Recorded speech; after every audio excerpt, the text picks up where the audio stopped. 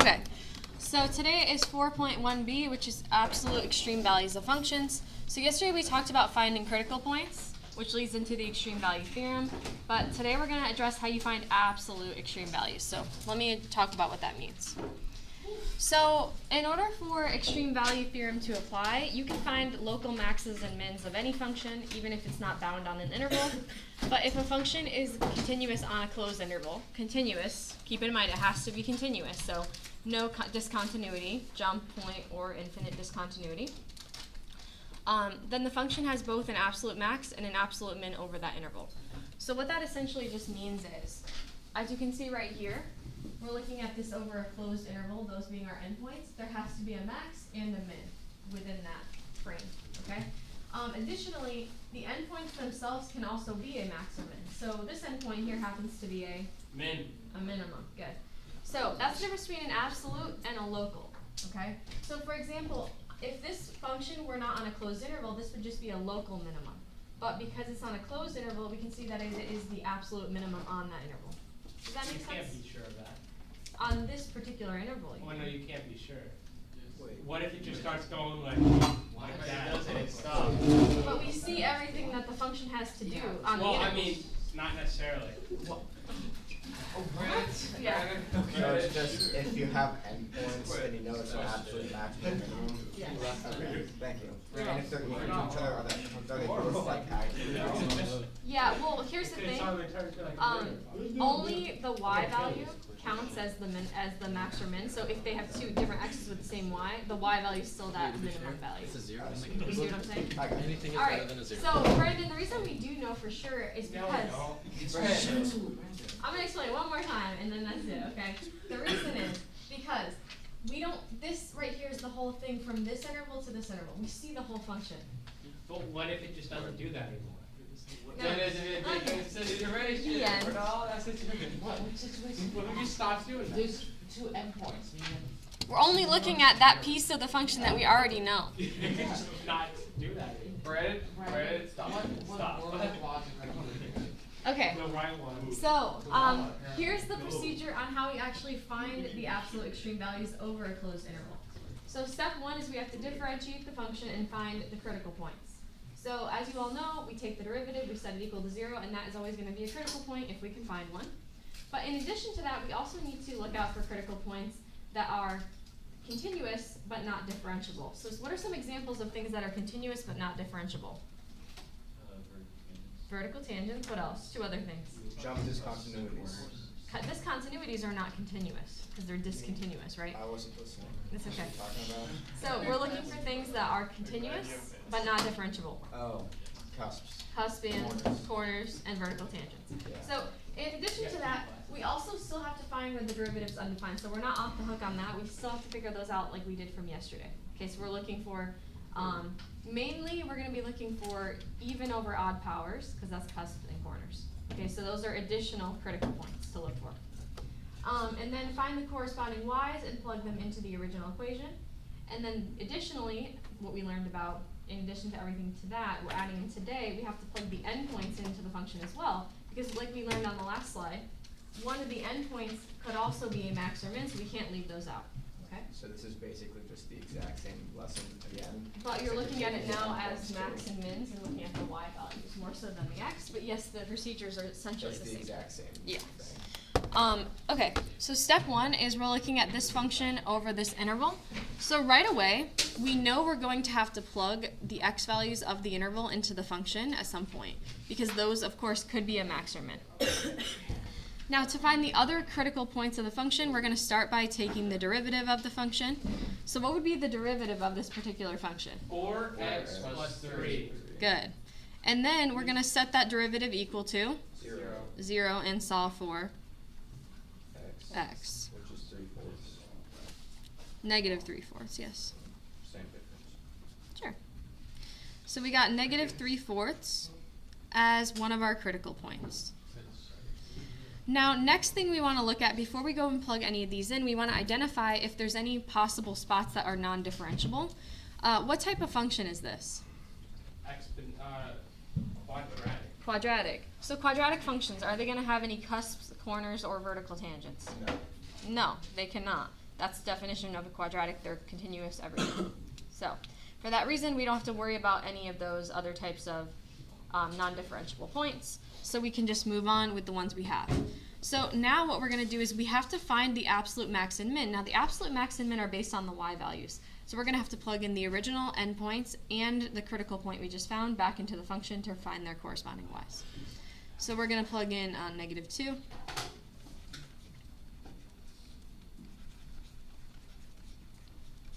So that's going to give me y equals 8 minus 6 plus 1, which is, bless you, 3. And then I'm going to plug in 5 as well.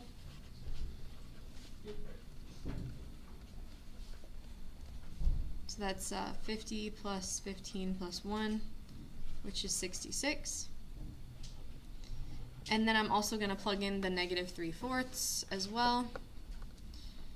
So that's 2 times -3/4 squared plus 3 times -3/4 plus 1. So that's 2 times 9/16 minus 9/4 plus 1.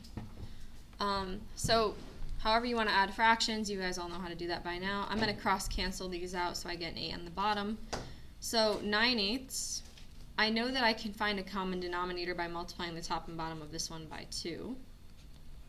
And then this one I can make as 8/8. So ultimately that comes out to be -1/8. So just a bunch of calculations. You guys know how to do all of that hopefully by now.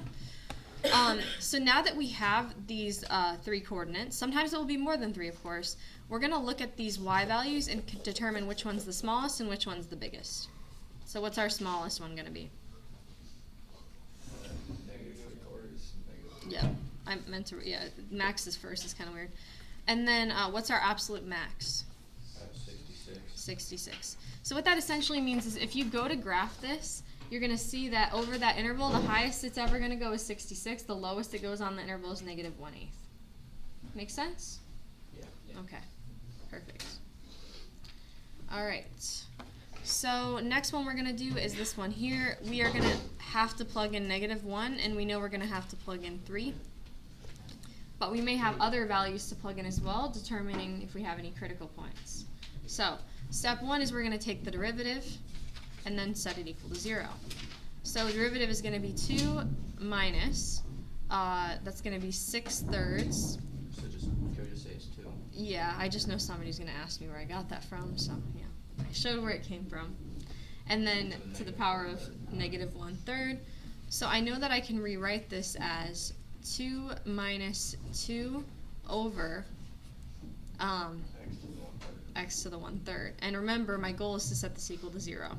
So multiple ways to solve this. I like to cross multiply, so I'm going to add this over to the other side. So everybody with me on that? I just brought the fraction to the other side with addition. And then you also change signs. Correct, yeah, when you bring it to the other side. And then I'm going to put this over 1 to make it into a fraction, and now I can cross multiply. So that gives me 2 times x to the 1/3 equals 2. Divide both sides by 2. You get x to the 1/3 equals 1. So you can probably just see that 1 to the 1/3 is 1, but if you want to like be technical about how to solve this, if you put both sides to the 3rd power, cube it, what's going to happen over here? It's going to become x equals 1, yeah. Good job. So that is additionally one of our critical points. But we're not done because this one actually has a cusp or corner. And how did I know that? Because it's not a quadratic. Well, there's many things that aren't It's an quadratics. even over odd. It's an even over an odd power. So we know that if we have even over odd power, we can determine what that cusp or corner value is occurring at by taking whatever is to that power and setting it equal to 0. So if it was like x minus 2 to the power of that, we'd set the whole thing equal to 0 and solve. But since it's just x, what's it going to be at? 0. So you take whatever is to the power of the 2/3, and you set that equal to 0. In this case, there's nothing to solve, but in some cases, you might have something to solve. Like it might be x minus 2, and then you solve for x. No, I see. You see, it's like so simple that it's like hard to don't- explain. I thought you had to have the 3, you had to solve for it. Oh, no, because technically speaking, the 3 is not to the 2/3 Yeah, power. it's only the x. It's only so the if it x. was like x minus 1 to the 2/3, then you set that. Exactly. So if it was something like this, Yes. you would set this part equal and solve and you get 3, but it's not. So just keep that in mind when you're going through these, because there is definitely that does come up on the test for sure. All right. So this would take you a while to plug each of these in. So what I just decided to do is I plotted it on Desmos so I can see it and just look at the graph. So here it is. As you can see, at 0, it's at 0, 0. It's at 1, -1. What were the other ones we had? 3 and Negative 1 and 3. -1 and 3. Okay, so we got here, here, and then we got -1 is at -5. And then 3, Is it 0? Oh. That's 0. That's what? 3 is at negative, 0.24. yeah, 0.24. So you could, of course, do that by hand by plugging it in, and it will get the right answers, right? But, you know, that takes time. So, Are we going to have to do that on the test? yes, but I probably wouldn't give you 3 to do. Probably only, you know, a few. Like the last one. So what would be the absolute maximum on this? 0. -5? Wait, is it 0? I don't remember now. You're right, it is 0. Yeah. And then what's the lowest value? -5.